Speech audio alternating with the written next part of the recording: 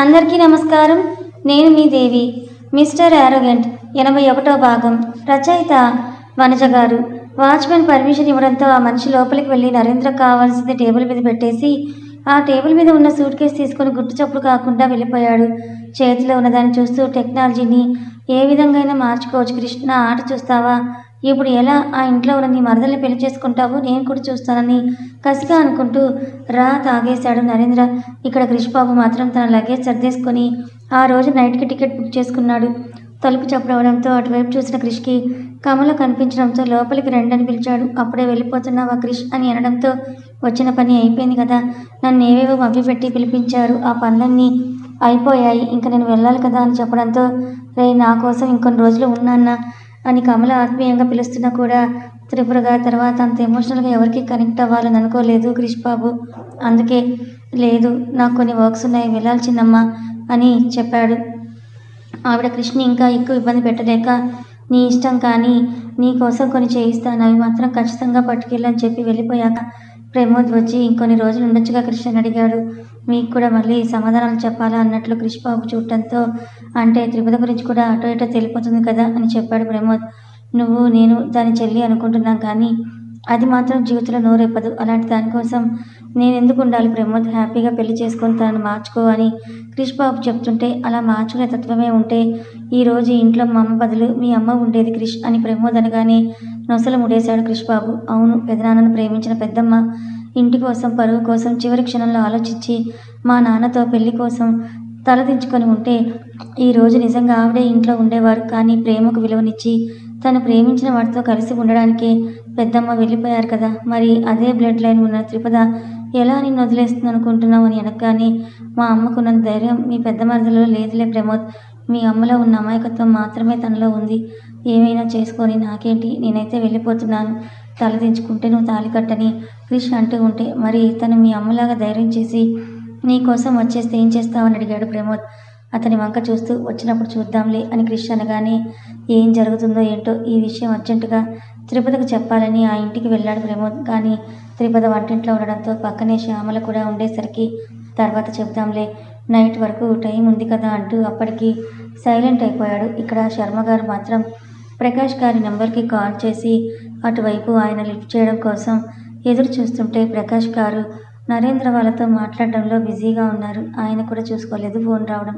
బృందాన్ని అక్కడే వదిలిపెట్టి నరేంద్ర ఫ్యామిలీ మొత్తం కూడా వెళ్ళిపోయేసరికి అంటే ఏంటి ఇప్పుడు క్రిష్ పెళ్లి సరిత చేయకపోతే మన కూతుర్ని ఇంట్లో వదిలేస్తామని చెప్తున్నారు బావ వాళ్ళు అని హరిత అడగటంతో వదిలిపెట్టేస్తాం కాదు, చేసుకోకపోతే ఫ్యూచర్లో జరిగేది అని సింబాలిక్గా చెప్తున్నారు. వీళ్ళకి నాలాగా సాఫ్ట్గా ఉంటే సరిపోదు, నీ కొడుకు రావాల్సిందే అనుకుంటూ ఆయన లంచ్ కంప్లీట్ చేసి అక్కడ ఎలా ఉన్నావు ఏంటో మీ అన్నయ్య వచ్చి వీళ్ళ సంగతి చూస్తాడు, అప్పటి వరకు ఇక్కడే ఉండరా అని అంటూ బృందా తలనివరి లోపలికి వెళ్ళిపోయారు ప్రకాష్ గారు. అప్పుడు ఫోన్ చూసుకుంటే కొత్త నెంబర్ నుంచి మిస్డ్ కాల్ పడి ఉండడంతో ఎవరో అనుకుంటూ వెంటనే కాల్ చేశారు ఆయన. హలో అని ఒకరికొకరు పలకరించుకున్నాక ప్రకాష్ గారు ఇంకా ఎవరని ఆలోచిస్తుంటే నా పేరు సుగుణాక శర్మ, మీ కొడుకును ఊరికి పంపించారు కదా అని చెప్తుంటే ఇటువైపు ప్రకాష్ గారికి మాత్రం నుదుటి మీద చెమటలు పట్టాయి.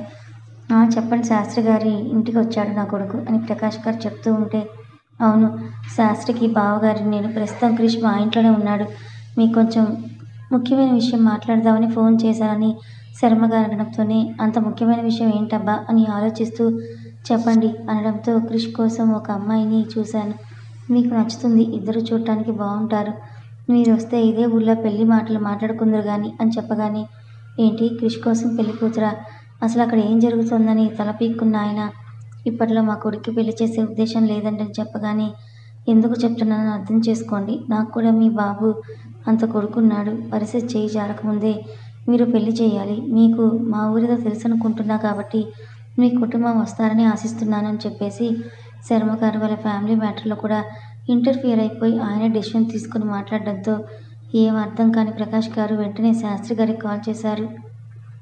శాస్త్రి, అక్కడ ఏం జరుగుతోంది? ఆ శర్మ నాకు ఫోన్ చేసి ఇలా మాట్లాడాడంటూ జరిగింది మొత్తం చెప్పగానే శాస్త్రి గారు కూడా త్రిపద క్రిష్ బెంగళూరులో ఉన్న సిచ్యువేషన్ తప్పించి మిగతా అది మొత్తం చెప్తూ బావగారు క్రిష్కి మహితకి పెళ్లి చేద్దామంటున్నారు ప్రకాష్ అని చెప్తే కానీ ఇప్పుడే వాడు పెళ్లి చేసుకోడు, ఈ విషయం తెలిస్తే చిందులు తొక్కుతాడని ప్రకాష్ గారు అంటూ ఉంటే అదే కదా ఈయన అందరి నిర్ణయాలు తీసేసుకుంటున్నారు అని చెప్తూ, సరే మహిత కనతండ్రిగా నేనే అడుగుతున్నాను నీకు. ఒకవేళ మళ్ళీ మాతో సంబంధం కలుపుకోవాలనుకుంటే మహితని క్రిష్కిచ్చి పెళ్లి చేద్దామన్నారు శాస్త్రి గారు. అసలు ఏం జరుగుతోంది? వీడు తిరుపతిని ఇష్టపడితే మహితనిచ్చి పెళ్ళి ఎలా చేస్తామనుకుంటూ, సరే మేము వెంటనే బయలుదేరి వస్తామని ప్రకాష్ గారు అన్నాక, వద్దు నువ్వు ఇప్పుడే రాకు, ముందు నీకు ఇష్టమా లేదా అది చెప్పు అని శాస్త్రి గారు అడగడంతో, వాళ్ళ ప్రేమ నిజమైతే ఎట్టి పరిస్థితుల్లోనూ క్రిష్ తిరుపతిని కలుస్తారనుకుంటూ, నీ కూతురు నా ఇంటి కోడలుగా తన మేనత్త స్థానంలో తిరుగుతుందంటే నేను ఎందుకు కాదంటాను శాస్త్రి, ఖచ్చితంగా ఒప్పుకుంటానని ప్రకాష్ గారు మాట ఇవ్వగానే సంతోషం. ముందు హరితని ఒక్కదాన్ని రమ్మని, పెళ్ళి ఖాయమయ్యాక నువ్వు వద్దు గాని ముందే బావగారిని చూస్తే ఇంకా పెద్ద గొడవ అవుతుందని శాస్త్రి గారు అంటుంటే, తెలిసాక అంతకన్నా ఎక్కువ గొడవే అవుతుంది కదా, ఆ విషయం తెలుసా అని అటువైపు ఆయన నవ్వుతూ అడగటంతో, తెలుసు కానీ ఆలోపు మహిత కృష్ణ పెళ్ళి అయిపోవాలి, ఆ తర్వాత నా చిన్న కూతురు ఇష్టం నా ఇష్టం, కానీ మధ్యలో ఇంకెవరి నిర్ణయానికి నేను చోటు ఇవ్వను ప్రకాష్ అని ఫ్రెండ్స్ ఇద్దరు మాట్లాడుకున్నాక కాల్ కట్ చేశారు. బృందతో కాసేపు మాట్లాడి ఆమెను రూమ్లో వదిలిపెట్టొచ్చిన హరిత ప్రకాష్ గారు తీవ్రంగా ఆలోచిస్తూ ఉండడంతో, ఏంటి బావా బృంద కోసం ఆలోచిస్తున్నావా, క్రిష్ వస్తే తనే అంతా చూసుకుంటాడులే అని చెప్తూ ఉంటే, కాదు హరిత ఇది జరిగిందంటూ 2 ఫోన్ కాల్స్ గురించి కూడా ప్రకాష్ గారు చెప్పగానే మహితతో పెళ్ళా, అసలు కన్నా ఒప్పుకుంటాడని అనుకుంటున్నావా బావా, అయినా పర్లేదు ఇప్పుడు వాళ్ళంతకు వాళ్ళే చేసుకో అన్నారంటే సంబంధం కలుపుకుంటున్నట్లయితే కదా, మళ్ళీ మనం బంధువులం అవుతాం, ఇంకా ఆ టైంకి క్రిష్ ఎలా తన ప్రేమను దక్కించుకుంటాడో చూద్దామని. అంతా సాఫ్ట్ అయితే కాదులే బావా, నీ కొడుకు ఎలా అయినా తిరుపతిని తనే పెళ్లి చేసుకుంటాడు చూస్తుండు అని చెప్పి, మరైతే ఏం చేద్దాం మనం వెళ్ళొద్దా అని అడగటంతో, హరిత నువ్వు వెళ్ళు, నేను న్యూ ఇయర్ అయిపోయాక వస్తానని ప్రస్తుతానికి కొన్ని రోజులనే చెప్పి ప్రకాష్ గారు ఒప్పించడంతో, హరితకి నాగతో పాటు బృంద కూడా వస్తే బాగుండు కదా అని ఆలోచించి దానికోసం ప్రకాష్ గారిని ఒప్పించాక ఇద్దరూ ధర్మపురం వెళ్ళడానికి రెడీ అయ్యారు. అప్పటికే అక్కడ క్రిస్మస్ పండుగ అయిపోయింది కానీ అగ్రహారంలో ఎవరూ చేసుకోరు కాబట్టి దాని గురించిన హంగామా లేదు. లగేజ్ సర్దుకొని టికెట్ బుక్ చేసుకున్న క్రిష్కి ప్రకాష్ గారి నుంచి ఫోన్ రావడంతో ఆలోచిస్తూనే లిఫ్ట్ చేసి ఆయన చెప్పింది మొత్తం విన్నాడు. కొడుకు చిందులు తొక్కి ఖచ్చితంగా హైదరాబాద్ వచ్చేస్తానని చెప్తాడని ఎక్స్పెక్ట్ చేసిన ప్రకాష్ గారికి అక్కడ క్రిష్ ఫుల్ రివర్స్లో మహితతోన సరే అని చెప్పడంతో ఫుల్ మైండ్ బ్లాక్ అయిపోయింది. క్రిష్ కానీ అంటూ ప్రకాష్ గారు చెప్తున్నా మధ్యలోనే ఆపేస్తూ, నా కోసం వచ్చిన వారిని నేను కాదనను, నన్ను విడిచి వెళ్ళాలనుకున్న వాళ్ళని నేను ఆపను, సరే ఎప్పటికైనా పెళ్లి చేసుకోవాలి కదా, అదేదో అమ్మ మేనకోడలనే చేసుకుంటానని చెప్పడంతో ప్రకాష్ గారికి బీపీ డౌన్ అయ్యింది. కానీ బయటపడకుండా సరే అని అంటుంటే క్రిష్ అటువైపు నుంచి ఏంటి అనడంతో, అదే హరిత బృంద వస్తారు, నువ్వు పికప్ చేసుకో అని చెప్పాక కాల్ కట్ చేసి గుటగుట వాటర్ తాగేశారు. ఆయన కంగారుని చూసి ఏమైందండి అంటూ హరిత కంగారుగా రావడంతో, నీ కొడుకు మరీ ఇంత అడ్డగోలుడేంటే హరిత అనగానే, చూడండి ఎవరినైనా ఏమైనా అనండి కన్నా అని మాత్రం ఒక్క మాటన్నా ఊరుకునేది లేదు, ఇప్పుడు వాడు ఏం చేశాడు అనడంతో, నీ సుపుత్రుడు మహితానే పెళ్లి చేసుకుంటాడంట అని అనగానే, అలా అనక ఎవరి ముందు నోరెత్తని అమ్మాయిని నేను చేసుకుంటానంటూ వీడే వెనక పడతాడనుకున్నారా ఏంటి, అంత సినిమా లేదు, జస్ట్ రిలాక్స్ అయ్యి కన్నా మీద నమ్మకం పెట్టుకొని జరిగేది చూస్తూ ఉండనని హరిత ఉచిత సలహా ఇవ్వడంతో, అలవాట్లు వాడికి కూడా రావాల్సింది పోయి వాడిని చూసి నువ్వు ఇంకా చెడిపోయావే, వెళ్ళి లగేజ్ ప్యాక్ చేసుకోండి, నైట్కి ట్రైన్ బుక్ చేస్తానని చెప్పారు ప్రకాష్ గారు. ప్రమోద్ ఈ విషయం ఎలా అయినా తిరుపతికి చెప్పాలని వచ్చి కృష్ణని ఆపేస్తుందని తెగ ఆలోచిస్తున్న ప్రమోద్కి ఆమెమో పండుగ వంటకాలంటూ స్టార్ట్ చేసి కిచెన్కి అతుక్కుపోవడంతో విసుగు వచ్చి, ఈ కోతన్నా కనిపించాలి కదా అని మహిత కోసం వెతుకుతూ ఉండేసరికి పాప హెయిర్ కేర్ చేసుకుంటూ బిజీగా ఉంది. దీనికి ఇప్పుడు అగ్రహారంలో ఏం తెలియదు కాబట్టి ఈ మెంతులు మందారం తలకు పెట్టుకుంటుంది. రేపు పెళ్ళై సిటీకి వెళ్ళాక నెల నెల పెడిక్యూర్ మ్యానిక్యూర్ స్పాలకి నా సగం జీతం పట్టవుతుందేమో అని తన మీద తనే జాలిపడుతూ ఇంటికి వచ్చేశాడు ప్రమోద్. అందరి టైమింగ్స్ ఒక నైట్కి తిప్పేస్తాం, కానీ క్రిష్ బాబు మాత్రం రాత్రి 10 అవుతున్నా కూడా ఇంట్లో తినేసి తాపీగా వాకింగ్ చేస్తూ ఉండడంతో వెళ్ళిపోతానన్నాడు. టికెట్ బుక్ చేసుకున్నాడు, మరి ఏంటిది సైలెంట్గా ఉన్నాడు అనుకుంటూ ప్రమోద్ని కృష్ణని కదిలించేసరికి, టికెట్ బుక్ చేసుకున్న వాడిని క్యాన్సిల్ చేసుకోకూడదా ప్రమోద్ అనడంతో, అలా కాదు కానీ వెళ్తానన్నావు కదా ఇంకా వెళ్ళలేదు అని ప్రమోద్ అంటుంటే, నీకు కాంపిటీషన్ ఇద్దామని ఆగానులే అన్నాడు క్రిష్ బాబు. నాకా కాంపిటీషనా ఎందుకని అంటే సైడ్ స్మైల్ ఇచ్చిన క్రిష్ ప్రమోద్ చెంపతట్టి వెళ్ళిపోతే, అసలు వీడి మనసులో ఏముంది సడన్గా వెళ్లకుండా ఎందుకు ఆగిపోయాడు అనుకుంటూ ఏంటో అని చేతులు తిప్పేసి తన రూమ్లోకి వెళ్ళిపోయాడు. ప్రకాష్ గారు హరిత వాళ్ళని ఎక్కించాక క్రిష్కి ఒకసారి మెసేజ్ చేయడంతో అతను దాన్ని చూసి వదిలేసి మార్నింగ్ అలారం పెట్టుకొని ప్రమోద్ని కూడా లాక్కెళ్ళాడు రైల్వే స్టేషన్కి. ఇంత పొద్దున్నే స్టేషన్కి ఎందుకు వచ్చాం తమ్ముడు అని అడగడంతో, నువ్వు తమ్ముడని పిలిచినా నాకు అన్నయ్య అని ఎవరిని పిలిచే అలవాటు ఇప్పటి వరకు లేదు. సో ప్రమోద్ అని ఫిక్స్ అయిపో అని క్రిష్ అంటే, నన్ను నువ్వు అన్నయ్య అని పిలిచిన ప్రమోద్ అన్న ఎలాంటి నష్టం లేదులే. కానీ ఇంత పొద్దున్నే మనం ఎవరి కోసం రైల్వే స్టేషన్కి వచ్చాం? కొంపదీసి బృందావనం సినిమాలో లాగా ఏదైనా ప్లాన్ చేసి జూనియర్ ఆర్టిస్టులను నీ పేరెంట్స్గా ఇంట్రడ్యూస్ చేయడానికి తీసుకొస్తున్నావా ఏంటి అని అడగడంతో, జూనియర్ ఆర్టిస్టులు సరిగ్గా చేస్తారో లేదో అందుకే ఒరిజినల్ వాళ్ళని పిలిపిస్తున్నాను అని క్రిష్ చెప్పడంతో గుండెల మీద చేయి వేసుకున్న ప్రమోద్, సాయిరామ్, క్రిష్ అసలు నువ్వేం చేస్తున్నావు తమ్ముడు? మా నాన్నకు తెలిసిందంటే మొత్తం పెంట పెంట అయిపోతుంది. ఈరోజు అగ్రహారంలో బాంబు పేలుతుంది అని అనడంతో, సర్లే ఏదో అయితే అది అవని చూసుకుందాంలే అని క్రిష్ అనడంతో టెన్షన్గా ఆగిన రైలు వైపే చూస్తూ ఉన్నాడు ప్రమోద్.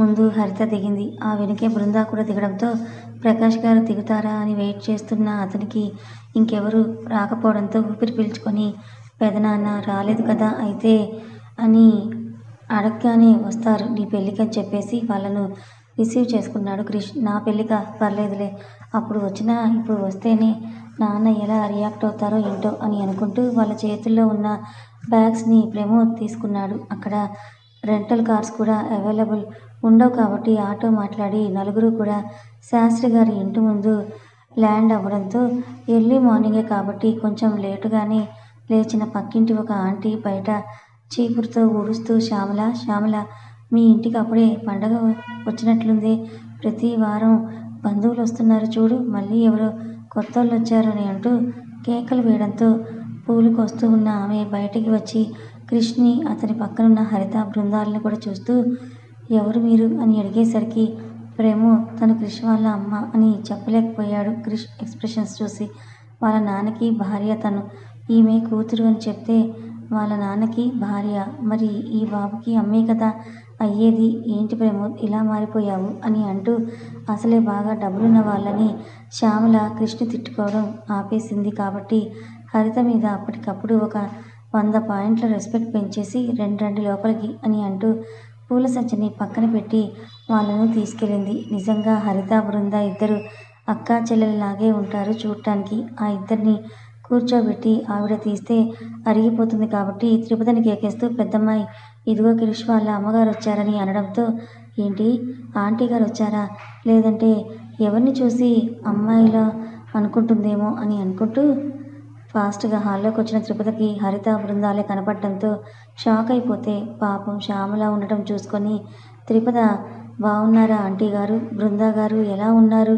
అని అడుగుతూ ఉండేసరికి శ్యామల తిరుపతి వైపే కొట్టేలా చూస్తూ, వీడొక్కడే తెలుసు అనుకుంటే వీడి ఫ్యామిలీ మొత్తం కూడా నీకు తెలుసా అని అనుకుంటూ ఫీల్ అయిపోయి పలకరింపులు తర్వాత, ముందు వీళ్ళ కోసం టీ తీసుకురాపో అని చెప్పడంతో, ఇప్పుడు అవేం వద్దండి అని హరిత అనగానే, మీకోసం రూమ్ చూపిస్తాను రండి ఆంటీ గారు అని అంటూ వాళ్ళని పెద్ద గెస్ట్ రూమ్లోకి తీసుకుని వెళ్ళింది తిరుపత.